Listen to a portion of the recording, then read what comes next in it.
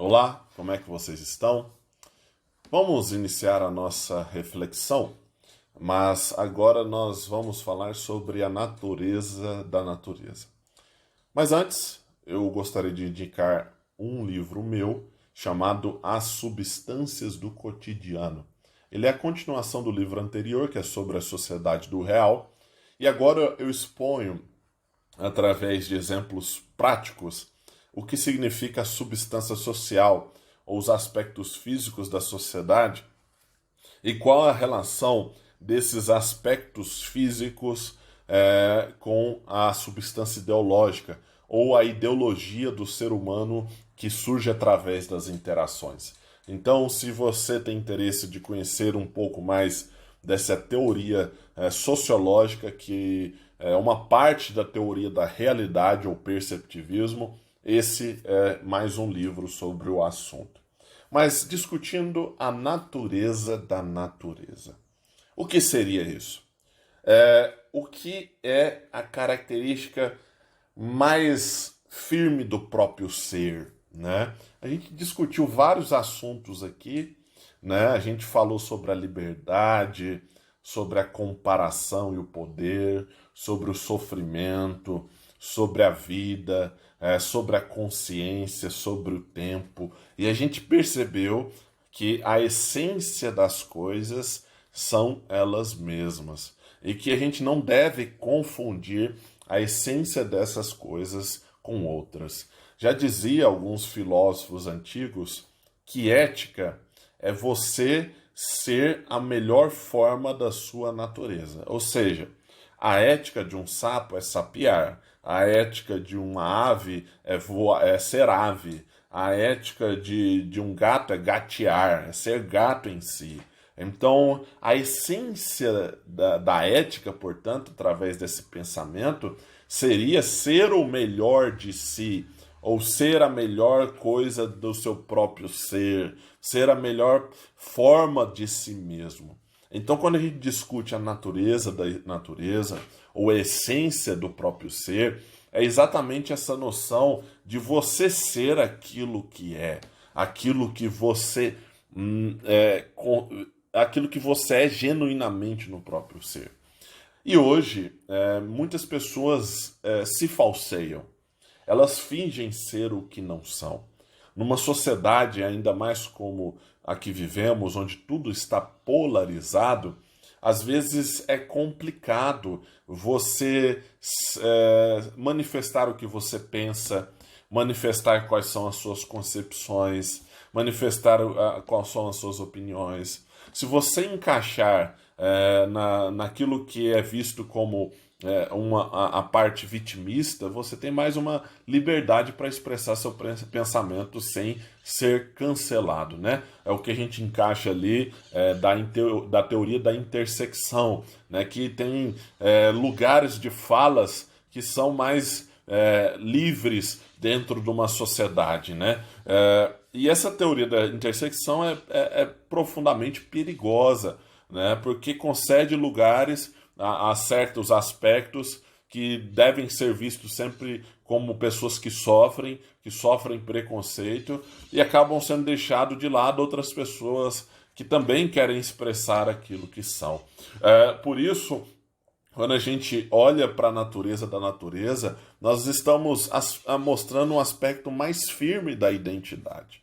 Então, uma das coisas que a sociedade hoje faz é proibir que, às vezes, que você seja aquilo que você pensa. Você tem que pensar como aquilo que é de praxe, que todo mundo pensa, porque senão você vai ser cancelado, você pode até ser processado e por aí vai, né?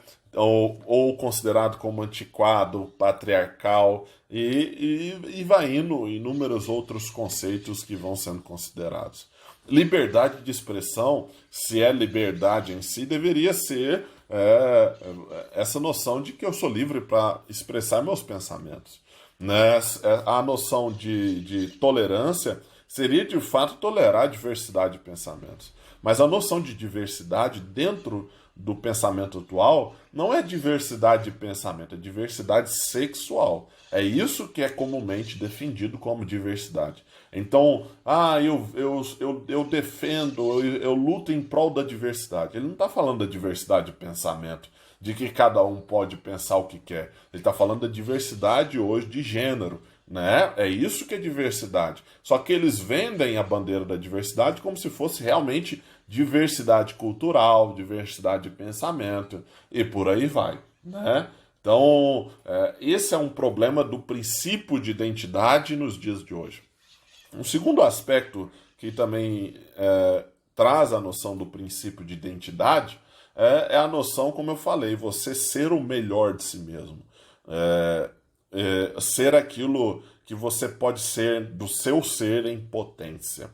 Isso nos ensina algumas coisas, porque hoje associamos poder, sucesso, a sempre aquilo que está ligado a recursos escassos, né? Sempre aquilo que está ligado àquilo que está faltando, né? Então, eu sou uma pessoa de sucesso se eu tenho uma detenção material física maior do que os outros, né? Então, se eu sou rico, eu sou uma pessoa de sucesso, né? Então, isso é visto como sucesso dentro da sociedade contemporânea.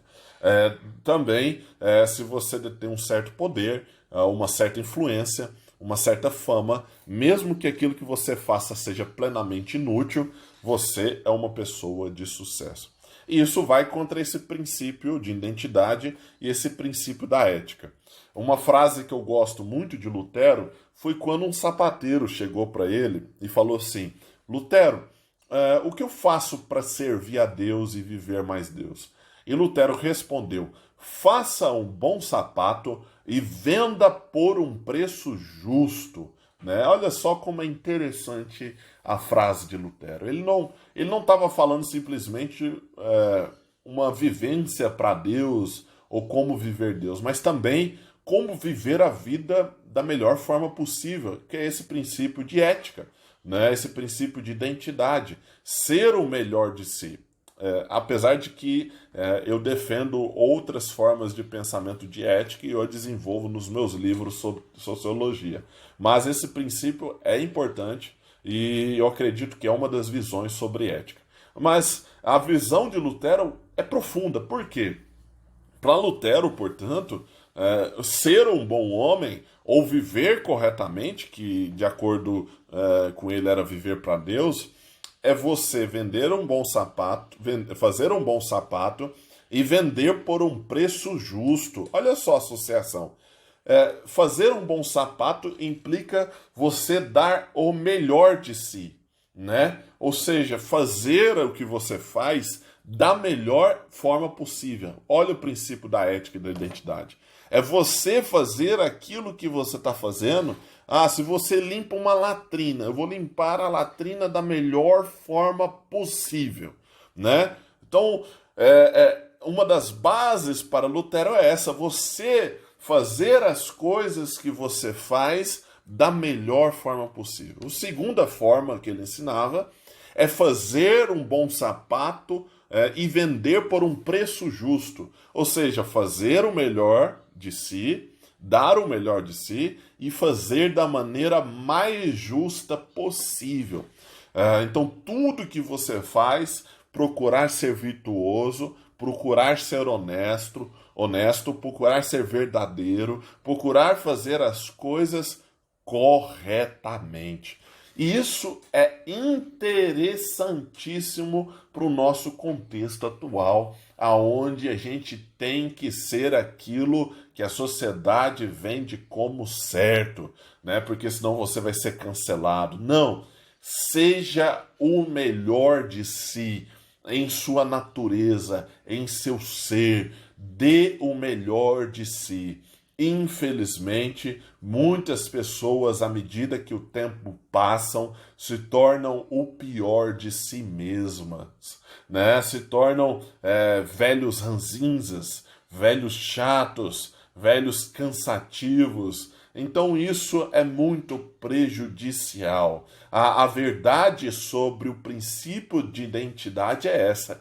A natureza da sua natureza é exatamente a sua natureza. Ou como eu disse sobre a natureza de Deus, por exemplo, para você entender a relação, Deus é Deus simplesmente por ser Deus, porque senão ele não seria Deus. Você vê a repetição da natureza, então isso mostra ali a característica teológica da constituição de Deus, de que ele é tão potente e que chega a ser a causa de si mesmo e que causa em si desde a eternidade. Aquela frase básica teológica cristã de que o Filho é gerado pelo Pai e o Espírito Santo procede do Pai e do Filho por toda a eternidade, ou seja, que por toda a eternidade o Filho foi gerado pelo Pai e, ao mesmo tempo, o Espírito Santo procede dos dois